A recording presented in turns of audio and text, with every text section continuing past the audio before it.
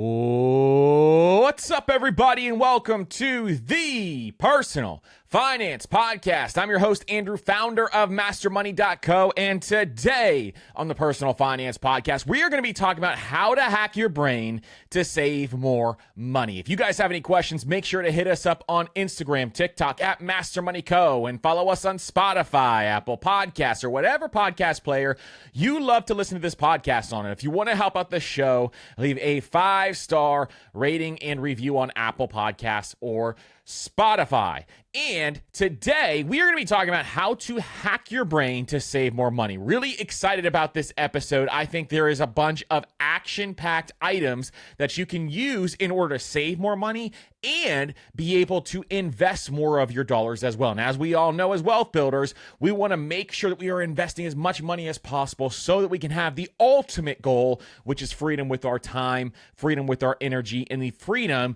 to spend more time with the people that we want to spend time with. So today, I'm going to be diving into these 15 ways to hack your brain. And there's a lot of psychology behind a lot of these. And on a future episode, we are going to be doing some episodes on psychology and money and investing and all those different things, because I think it's really, really important for you to understand this stuff as you go through your finance journey. So without further ado, we're going to dive right into it. So let's get into the 15 ways to hack your brain to save more money. Number one is I want you to think about every single purchase that you are going to go out and purchase. And I want you to think about that purchase in hours worked instead of how much it costs. So early on, when I was on my personal finance journey, I did exactly this, where I actually went out and I calculated my salary, which was $30,000 a year when I first graduated college. And this was not that long ago. I think it was like 10 or 12 years ago. I had a salary of $30,000 per year. And when I had this salary, I realized I need to calculate my hourly rate so that when I make purchasing decisions, I can figure out if this is a purchase that actually brings me value,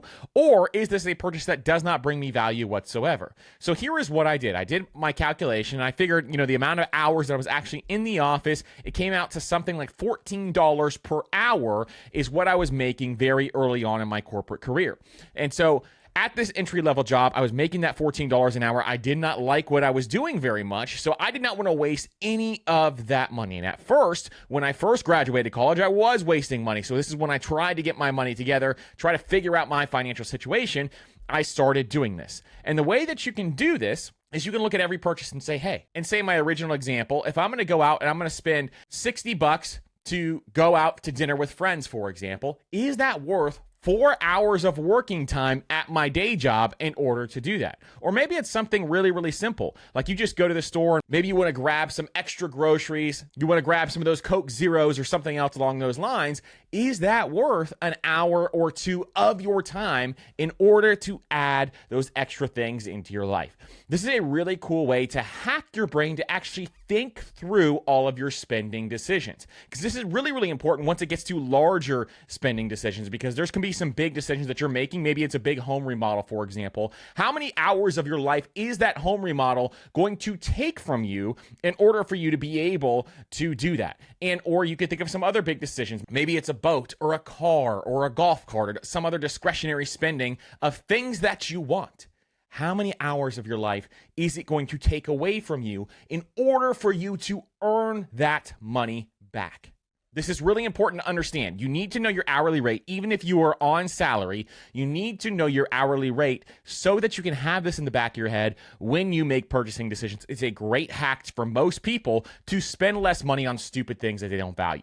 This really is the core principle that allows you to spend your money on things that you value, because that is what money is there to do. You're there to spend money on your values and cut out everything else that does not bring you value. That is the most powerful thing that you can do with your money, and why we talk about it so much. Number 2 is to wait before you make any big purchase whatsoever. So this is one of my favorite things that I love to do. And anytime I don't do this, I can sometimes look back and say, hey, I kind of regret spending money on this thing because I just bought it in the spur of the moment. So this is a framework that I started to build out, and I call it wait to value. And what that means is that before you make a purchase, see if it actually brings you value. So waiting is going to allow you to say, hey, is this thing actually something that I want? And is this cooling off period, or did the cooling off period make me think, I really don't want this thing. I just wanted it in the moment. It was marketed really well towards me, and that's why I was almost going to buy this thing. So here's what you do. If the item is under $100, wait at least 24 hours before you purchase it. And this is really good for online shopping specifically. It's not as good for under $100 purchases for things if you're in the store, for example, because then you got to leave, get in your car, go back home, and then go back to the store the next day if you want to go buy it. But this is really good for online services. And then for the bigger items, it's good for everything. So 24 hours if it's under $100. So say, for example, you want to go out and you want to get a new speaker for your backyard for some of the summer grill outs or whatever else you're doing. Then you're going to think through this process and say, hey, this speaker is $79. Let me wait 24 hours, see if I actually need it. I still got that old speaker at home. Maybe that thing will do just fine. And then you wait 24 hours. And if you still want that thing, then fine. Good, more power to you. If it brings you value, then you can go and grab that speaker. Now, that's just for under $100. If it's $100 to $200, I like to wait 48 hours for that because it allows for an additional cooling off period. And anything above $200, I like to wait 7 days. Why 7 days? Because what I've noticed over time is if there's something I really want, and if it's a higher priced item, a lot of times that cooling off period does not happen for a longer period of time. So sometimes I'm still in the honeymoon phase of wanting that item for the first 48 hours, and then 72 hours come across, and I still want that item because I'm thinking about it, I'm researching it, I'm looking at all these different things, but let it cool off a little bit and make sure that you actually want it. If you still want it after 7 days, then maybe, and it still fits your budget, then that's something that you can definitely go for and add to your budget. Number 3 is to create a wants list. And if you've never heard of a wants list, it is something that I talk about all the time on this podcast.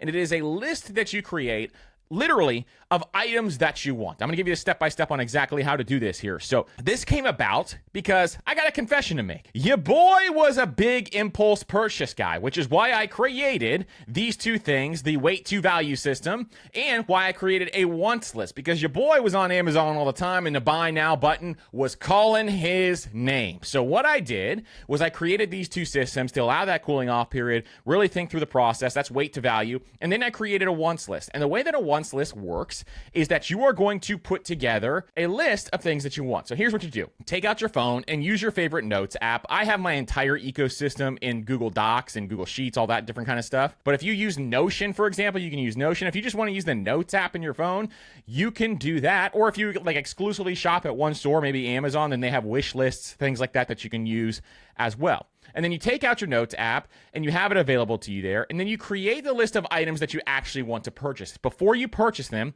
you put them on this list. And what I want you to do is when you put them on this list, then you're going to do that wait 7 days system. Now, the way I want you to structure this list is in order of what you want most to what you want least. And what you're going to find out here is, and it's very interesting how this happens, once you start to list out the items that you want, a lot of times, all of a sudden, you put it at the top of the list when you're first thinking about it, that this is the thing I want the most. 7 days later, when you actually have that waiting period, it's going to fall down the list a couple of spots unless it's something that you truly, truly want. You're going to see how your values actually line up by having this wants list. Then, when the time comes, if you have room in your budget in order to go out there and actually buy that item, more power to you. Money is there to bring you value. You should be making it rain on things that you value. But if you don't have room in that budget line item, just keep it on the list and then save up for that specific thing, and or send it over to your spouse, boyfriend, girlfriend, whatever you got, and say, hey, Christmas is coming up in 4 months. Why don't you just snag me some of this stuff? And so that's another great use for this thing is when people need to buy you gifts for something, either your birthday, Christmas, or whatever other holidays you celebrate, then you already have a list available for them, and you can just say, hey, here's the order of importance. Here you go. It's like a baby registry, but for you. What better way to treat yourself than have a baby registry for yourself? Keeping the list prioritized in order of importance is really, really important. All right, number 4 is to invest the same amount as you spend. So this hack came from Nick Majuli, and if you've ever read the book, Just Keep Buying, he talks about this in that book, and he talked about it on this podcast as well when he came on this podcast. But this is a really cool way for you to reduce the amount of things that you just blow money on. And I love this system that Nick created. So when he buys a big ticket item, he actually invests the same amount of money as when he bought that big ticket item. So say, for example, you want to buy $500 concert tickets, for example. So this system would mean you buy the $500 concert tickets, no guilt whatsoever, but you also go out and you invest $500. So you match it. It's like a 401k match, but it's for yourself. And so you match it and throw it into your investment account and put those dollars towards your future value.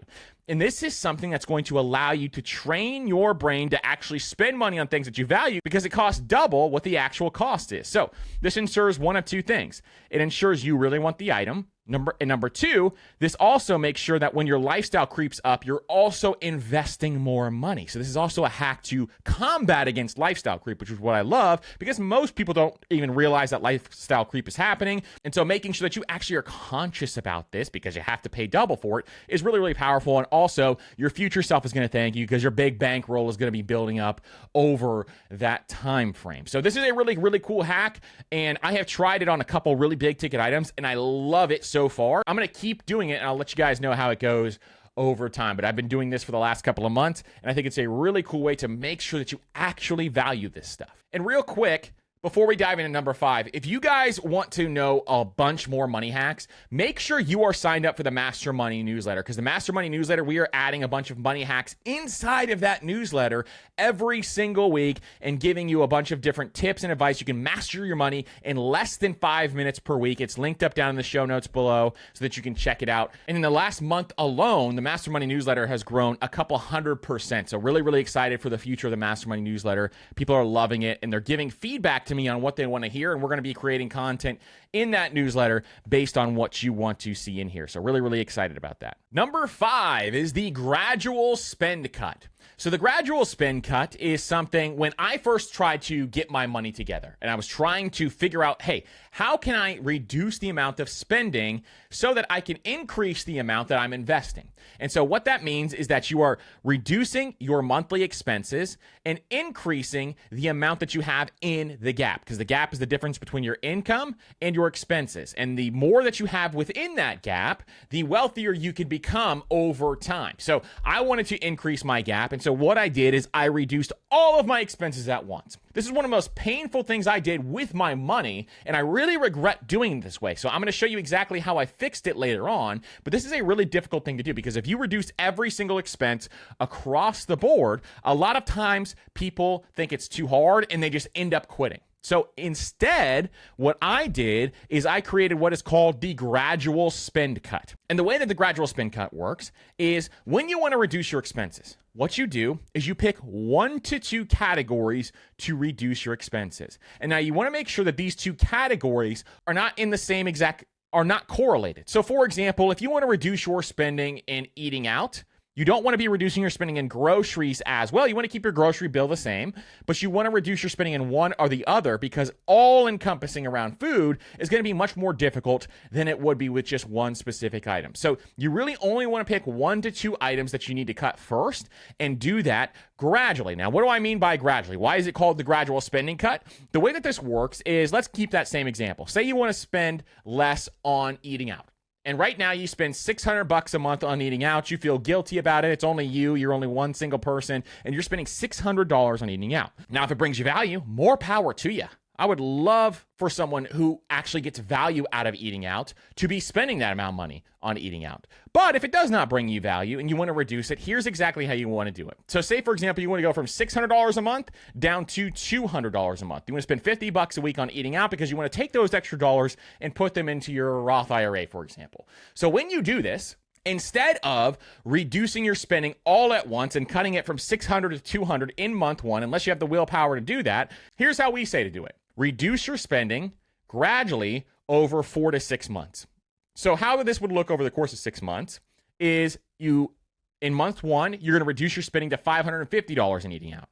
Month 2, reduce your spending down to $450 for eating out. Month 3, maybe your mom comes into town or your friend comes into town. You're going to spend a little more that month, so you go back up to $525 per month. That's okay. A lot of times regressions happens, and you got to forgive yourself and you got to move on.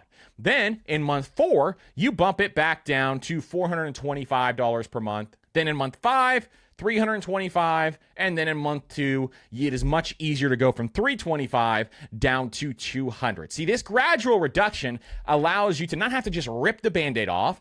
Instead, you can reduce your spending gradually over time, and it does not hurt as bad. When I did this, it was the most stressful thing ever because I was doing it across a bunch of different categories, and then I was reducing it down across the board, and I felt miserable. Honestly, I felt completely miserable when I did this. It was hard to get my wife on board. She felt miserable. So if you're doing this in a relationship, it's even harder.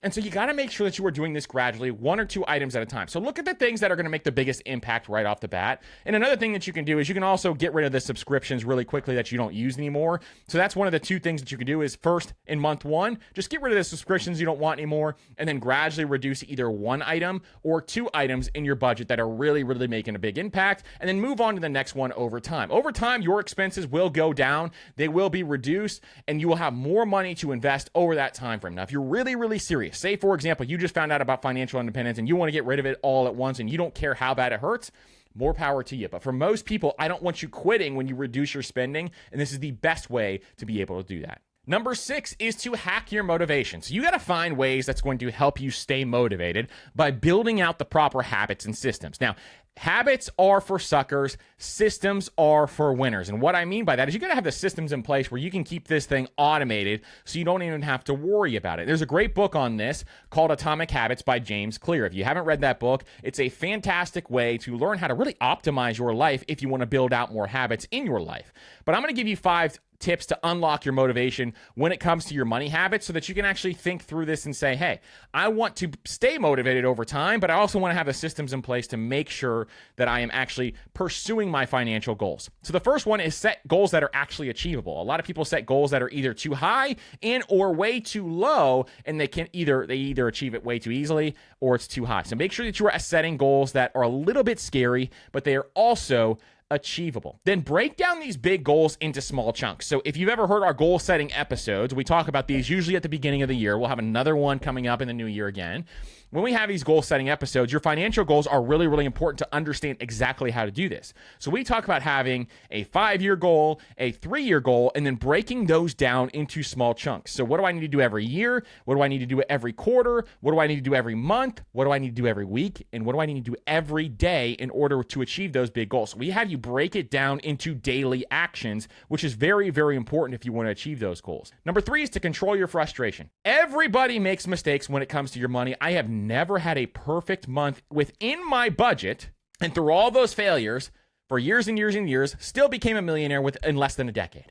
And so to be able to do this, you really need to make sure that you control your frustrations because you're going to make mistakes. You're going to spend too much money on Amazon because that buy button is calling your name. But at the same time, it does not matter because you just roll with the punches. You move on to the next step. YNAB, the budgeting system that I originally used to get myself out of having a $0 net worth, they have something called rolling with the punches, meaning if you make a mistake in your budget, you just roll with the punches. You roll money over from another category. And this is the same way I want you to think about your money. You're never going to have a perfect month. If you make a mistake, do not give up. You got to keep pushing and pushing on. The next one is to create simple rules. So the reason why we have so many simple rules, and we just had an episode on 15 personal finance rules that will keep you wealthy. So listen to that episode if you don't have any simple rules whatsoever, but we create really simple rules around our finances in order to make sure that we can still continue to build wealth over time.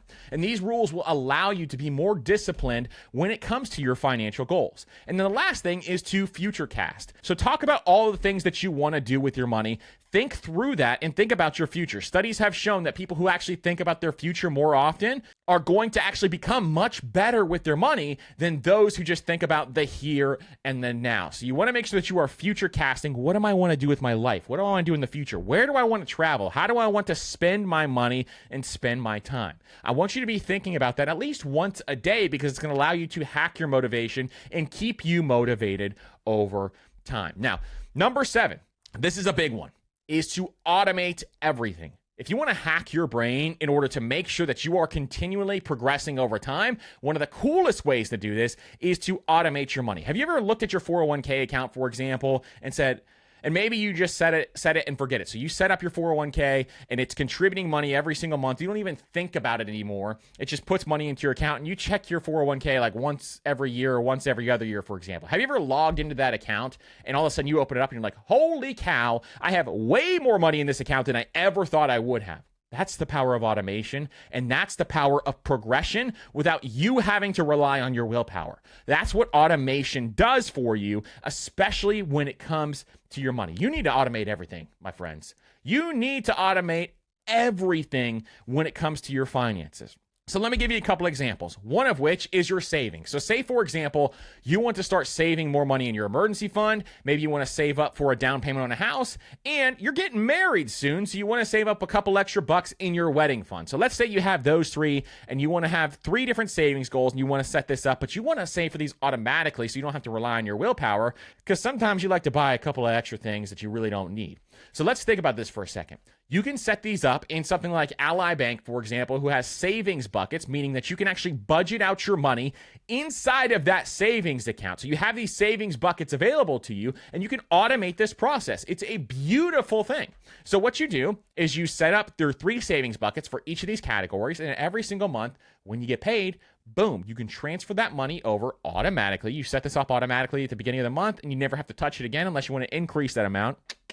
And then what you do is you go out there, and it's going to, every time you get paid, it's going to automatically go into each of those buckets. So it's one savings account, but it's actually budgeted out for you, and it's going to automatically go into there. And then all of a sudden, over time, this is just going to build up for you, and you don't even have to think about it. Another thing that you can do this with is something like your Roth IRA or your retirement account. You can do this in your taxable brokerage accounts. You can do this for your 529 plan for your kids. You can do this for your kids' brokerage accounts if you have kids. You can do this for literally anything in the personal finance system because of how technology has advanced. So if you have never thought about this before, you really should be automating everything. We are going to be putting together some sort of either course or a masterclass on how to automate your entire financial system. If you're interested in that, please let me know, and we'll build it faster than we are right now. Number 8, if you struggle with cards, one way to hack your brain to save more money is to start paying in cash. So if you've gotten into credit card debt before, or you are just struggling with credit card debt,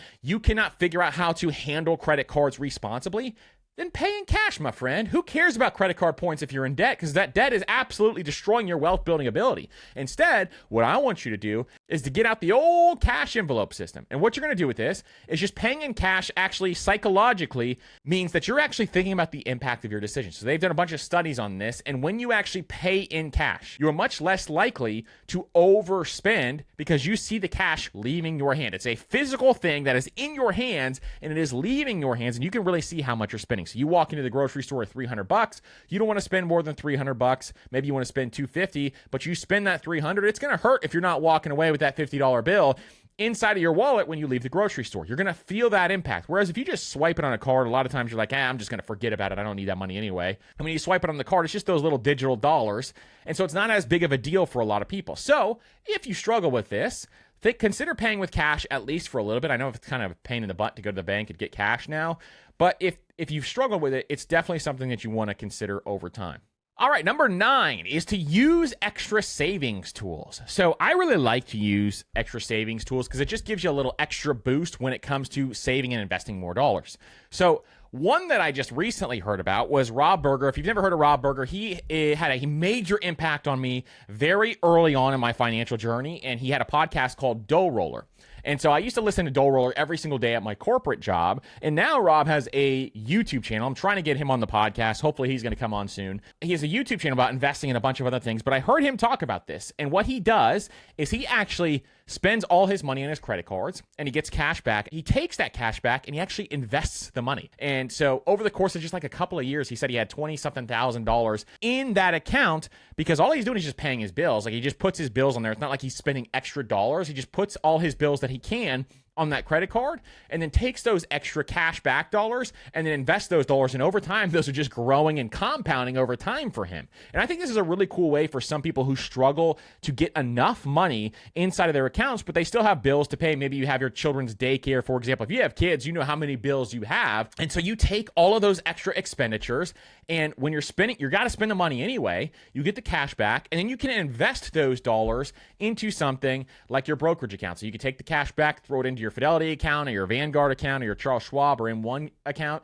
and then let that money compound over time. So that's the first hack. Number 2 is you can look at something like Acorns, for example, which is going to round up your spending. Alio does the same exact thing. And between both of these, it's a really cool way to actually hack your way to invest more dollars as well. So the way this works is that you spend your money and you link up Acorns or Alio to your account. And what it does is it rounds up to the nearest dollar. The change that you had from that expenditure goes into your investment account. So say, for example, that you spend $12.50 on a couple of coffees. Well, what it does is it rounds up to $13, and that extra 50 cents, boom, just goes into your investment account. And this is a really cool way. It adds up over time to just invest a couple extra $100 every single year. Sometimes it grows to well over $1,000 once it starts to compound.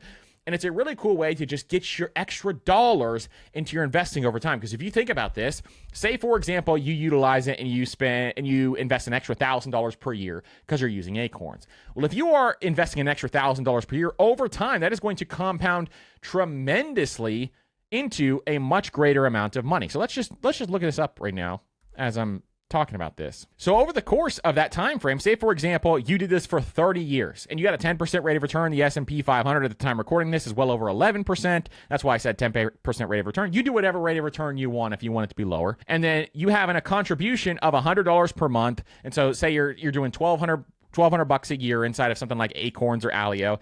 That's going to grow over the course of 30 years to $206,284, and all you had was rounded up change of $36,000. So incredible amount of money over the long term. An extra $206,000 means that you got an extra, $800-900 per month that you can spend in retirement. So really, really cool way to hack your way there. Maybe, you could think of that, for example, as your travel fund. If you're really interested in traveling, for example, in retirement, boom, that's an amazing way to be able to build that up, because that's going to give you an extra 10 grand per year to be able to travel in retirement. So really, really cool idea there. I think that is a very interesting way to actually add some additional investing to your life. So between cashback credit card points, if you're spending the money anyways, I do not want you spending money just to get cash back, because that's absolutely insane. But what I want you to do is just put your normal bills that you're already spending money on, that you have to spend money on anyways, on credit cards, and you can invest those dollars, and or using these roundup tools can really add up to a lot over time. And these are both strategies that I'm going to test out as well, and I'll keep you guys posted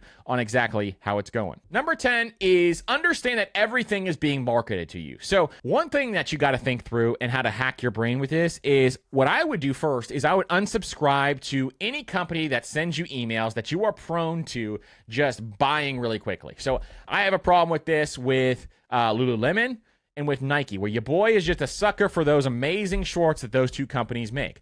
And so when it comes to those two companies, I have to end up unsubscribing, taking the app off my phone, all those different things, in order to make sure that I don't just make some frivolous, crazy purchase that I'm going to regret a couple weeks later. And I've done that before on those, and then I've sent it back, and it's one of those things where I'm going to either put it on my wants list or do something else along those lines. But just make sure you get rid of all the promo emails that come to you, all the promo text messages that come to you. Now, a lot of companies want to send you text messages, and it's really annoying. And I always open all of those. It probably tells you a lot about text marketing. It probably works really well. But when it comes across via text message and or in a newsletter, just make sure you unsubscribe to some of those, especially if it causes you impulse purchases, because they are marketing to you, and they are really good at it now. They hire entire companies to market to you. And they know exactly what they're doing. Number 11 is you can actually leverage discounts and cash back, and you can actually stack them on top of each other. So I learned this from my friend Chris Hutchins at All the Hacks, and what he taught me was how to triple stack your savings with cash back coupons and credit card deals. So what you can do is you can first look at companies like Rakuten or Top Cashback Offer or any of their free cashback retailers out there. So if you go to cashbackmonitor.com, you can actually find and help figure out which companies offer the most cashback, which is actually pretty cool. So you look for those cashback coupons. Next, on top of these cashback deals, then you look for browser extensions. So you can look like Capital One has one if you have a Capital One card. There's Honey out there, and Honey is one that I use for a long time. I've saved a lot of money with Honey because they find different promo codes for you to check out when you're checking out at each of these retailers. And then lastly, a lot of credit cards offer store-specific discounts as well. So this is how you get that triple stack savings. So one of which is, for example, I use the Chase Sapphire. That is one of my daily drivers. If you want to check it out, we have it linked up down below in my favorite credit cards. But with the Chase Sapphire, A lot of times they will give you discounts through Chase, like 10% off of Dick's Sporting Goods, for example, or 10% off of going to Chick-fil-A. And so what you can do is you can actually look for these and see if some of your credit cards offer these. A ton of them do. American Express is really good with these. Capital One has these. Chase has these. Citi has some of these as well. And then you go through there and say, hey, can you reduce the amount that you're spending on a triple cashback basis? And a fourth one, this is actually a bonus tip, is you can also go to like eBay or Gift Card Granny, and you can actually find gift cards at a discounted rate. It's not as big of a discount as it used to be. It used to be a really big discount on some of these gift cards. Now it's a little bit harder to find for the popular stores, but if there's like a store that offers gift cards out there that may be less desirable to some people than others, then you can go out there and find a discounted gift card for a quadruple savings. So if you're really into saving money and getting really quick ways to do this, I don't think you should be clipping coupons whatsoever. I think that's a waste of your time. I think you should be focusing on earning more money.